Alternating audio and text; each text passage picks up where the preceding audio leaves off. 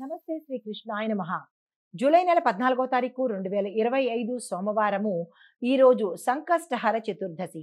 అయితే శ్రీ విశ్వావసునామ సంవత్సరం ఉత్తరాయణం గ్రీష్మ ఋతువు ఆషాఢమాసం కృష్ణపక్షం. ఈరోజు సూర్యోదయ సమయము తెల్లవారుజామున 5 గంటల 53 నిమిషాలకు, సూర్యాస్తమ సమయం సాయంత్రం 6 గంటల 50 నిమిషాలకు.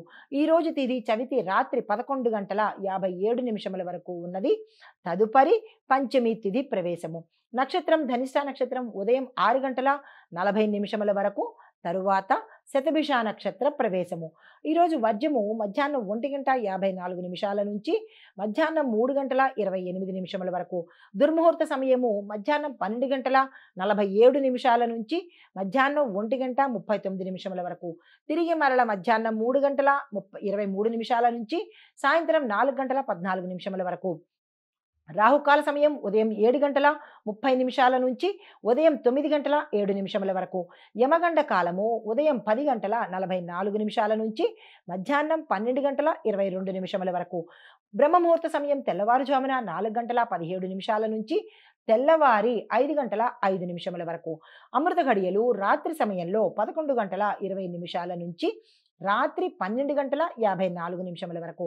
ఈరోజు అభిజిత్ ముహూర్తము ఉదయము 11 గంటల 56 నిమిషముల నుంచి మధ్యాహ్నం 12 గంటల 47 నిమిషముల వరకు. ఇది నేటి పంచాంగం. నమస్తే. తదుపరి రాశి తులారాశి. ఈ రాశిలో ఉండే విద్యార్థులు ఫైన్ ఆర్ట్స్కి సంబంధించి, గృహశాస్త్ర సంబంధించిన విద్యార్థులకు గుర్తింపు రావడంతో పాటు వేరే ప్రదేశాలకు వెళ్ళి చదువుకోవాల్సిన పరిస్థితి కనబడుతోంది. ఉద్యోగస్తులకు చూసుకున్నట్టయితే కనుక మీ యొక్క సన్నిహితుల నుంచి ప్రోత్సాహం వస్తుంది. ప్రమోషన్స్ మాత్రము ఆలస్యంగా రావడము, మీ ప్యాకేజీ పెరగడానికి కూడా ఇబ్బందులు తల ఎత్తే అవకాశం కనబడుతోంది. పోటీతత్వము మీ యొక్క సహోద్యోగుల మధ్య ఉండడం వల్ల మిమ్మల్ని కొంత డిమోటివేట్ చేయడం కానీ, మిమ్మల్ని తగ్గించడం కానీ, మిమ్మల్ని పక్కకు తప్పించడం కానీ ఇలాంటి ప్రయత్నాలు జరుగుతాయి. జాగ్రత్తలు తీసుకోండి. వ్యాపారస్తులు చూసుకున్నట్టయితే కనుక లాభాలు ఒక మోస్తరుగా ఉంటాయి కానీ మీరు ఆశించినంత లాభాలైతే వచ్చే పరిస్థితి కనబట్టలేదు. పెట్టుబడుల విషయంలో పునఃపరిశీలన చేసుకోండి. వెంటనే గబక్కన పెట్టేయకుండా దాన్ని ఎలా పెట్టాలి, ఎంత పెట్టాలి, ఏ సంస్థలో పెడితే మంచిది అనేది నిపుణుల, శ్రేయోభిలాషుల, స్నేహితుల సహాయ సహకారాలు ఈ సమయంలో తీసుకోండి. వ్యవసాయదారులకు చూసుకున్నట్టయితే కనుక పురోగతి ఉన్నప్పటికీ పోషక పదార్థాలు పంట వల్ల ఇబ్బంది కలుగుతోంది. పంటకు సరిపడా పోషకాలను అందించే ప్రయత్నం చేస్తే దిగుబడి చాలా చక్కగా ఉండబోతోంది. ఆరోగ్యపరంగా చూసుకున్నట్టయితే కనుక వాతావరణ ప్రభావం వల్ల వచ్చే జలుబు, గొంతు సమస్యలు, దగ్గులు తప్ప ఇంకా ఇతరత్ర ఎటువంటి అనారోగ్య సూచనలు కనిపించడం లేదు.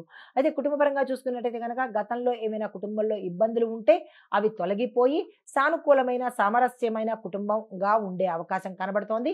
శాంతి నెలకొనే అవకాశం కనబడుతోంది. చెప్పదగిన పరిహారము సంతోషి అమ్మవారికి పూజ చేయడం కానీ, ఆలయ దర్శనం కానీ చేసుకొని సజ్జలు, శనగలు దానంగా ఇచ్చుకున్నట్టయితే సానుకూలమైన ఫలితాలు పొందుతారు. నమస్తే. తదుపరి రాశి వృశ్చిక రాశి. ఈ రాశిలో ఉండే విద్యార్థులు పరిశోధనకు సంబంధించి, అంటే రీసెర్చ్కి సంబంధించి చదువుతున్న విద్యార్థులకు ఇది మంచి ప్రయోజనకరమైన కాలము. మీరు ఏ ప్లాన్ వేసుకున్నా సక్సెస్ అయ్యే అవకాశం కనబడుతోంది. తక్షణమే ఆ దిశగా ప్రయత్నం చేసుకోండి. ఉద్యోగస్తులకు చూసుకున్నట్టయితే కనుక ప్రభుత్వ సంబంధిత ఉద్యోగులకు మీ యొక్క విధులలో, అంటే మీ యొక్క క్యాడర్స్లో మార్పు చేర్పులు జరిగే అవకాశం కనబడుతోంది. ఇక్కడున్న వారు అక్కడికి వెళ్ళడము, అక్కడ వారు ఇక్కడికి రావడము, ఇలాగ మీరు చేసే ఉద్యోగాల యొక్క పదవులు మారే అవకాశం కనబడుతోంది. అయితే వ్యాపార పరంగా చూసుకున్నట్టయితే కనుక గోప్యంగా నిర్ణయాలు తీసుకుంటేనే మీకు లాభాలు వస్తాయి. మీ యొక్క నిర్ణయాలు బయటికి వ్యక్తపరిచినా, ఎవరికైనా తెలియపరిచినా నష్టపోయే అవకాశము, అంటే వ్యాపార సంస్థలు మూసుకునే అవకాశం కూడా కనబడుతోంది. ఈ విషయంలో జాగ్రత్తలు తీసుకోండి. వ్యవసాయ పరంగా చూసుకున్నట్టయితే కనుక నిదానంగా సాగుతున్నప్పటికీ మంచి పంటను మీరు ఆశించే అవకాశం కనబడుతోంది. అయితే ఆరోగ్యపరంగా అలసట తప్ప ఇతరత్ర ఎటువంటి అనారోగ్య సూచనలు కనిపించడం లేదు. కుటుంబపరంగా చూసుకున్నట్టయితే కుటుంబ సభ్యులతో వారి యొక్క కలయిక, లేదంటే పాత మిత్రులు కలవడము, లేదా పాత బంధువులు కలవడము, ఇలా సంతోషకరమైన వాతావరణము కుటుంబంలో ఈరోజు గోచరిస్తోంది. పరిహారంగా కుజశాంతి జరిపించుకోవడంతో పాటు ఎర్రని వస్త్రాలను ఎవరికైనా దానంగా ఇచ్చినట్టయితే విశేషమైన ఫలితాలు పొందుతారు. నమస్తే. తదుపరి రాశి ధనుసు రాశి. ఈ రాశిలో ఉండే విద్యార్థులకు ఆధ్యాత్మిక విద్యలో మీరు మంచి హై స్టాండర్డ్‌కి వెళ్ళబోతున్నారు. గ్రీకు, సంస్కృతము ఎవరైతే నేర్చుకోవాలనుకుంటున్నారో వారికి అనుకూలమైన సమయము. మీ యొక్క ఆసక్తి గాని, మీ యొక్క ఇంట్రెస్ట్ కానీ, లేదా మీరు ఏ ప్రణాళికలు వేసుకొని ఇది నేర్చుకుంటున్నారో దాన్ని సాధించే అవకాశం కనబడుతోంది. ఉద్యోగస్తులు చూసుకున్నట్టయితే గనక మల్టీ టాస్క్ చేసే వారికి అవకాశాలు చాలా ఎక్కువగా వస్తాయి. జాగ్రత్తగా వ్యవహరించే ప్రయత్నం చేసుకోండి. వ్యాపారస్తులకు చూసుకున్నట్టయితే గనక బల్క్ డీల్సు లేదా సరుకుల అమ్మకాలలో లాభాలు వచ్చే అవకాశం కనబడుతోంది. ఆ దిశగా ప్రయత్నం చేయండి. విస్తరణకు, పెట్టుబడులకు ఈరోజు అత్యంత అనుకూలమైన సమయము. లాంగ్ టర్మ్ పెట్టుబడులు పెట్టండి. తక్కువ మొత్తంలో ఎక్కువగా ఫ్రీక్వెన్సీ పెట్టండి. ఒకేసారి లక్షలు కాకుండా లక్ష చొప్పున వివిధ సంస్థల్లో కనుక పెట్టుబడులు పెట్టినట్టయితే మంచి లాభాలు వచ్చే అవకాశం కనబడుతోంది.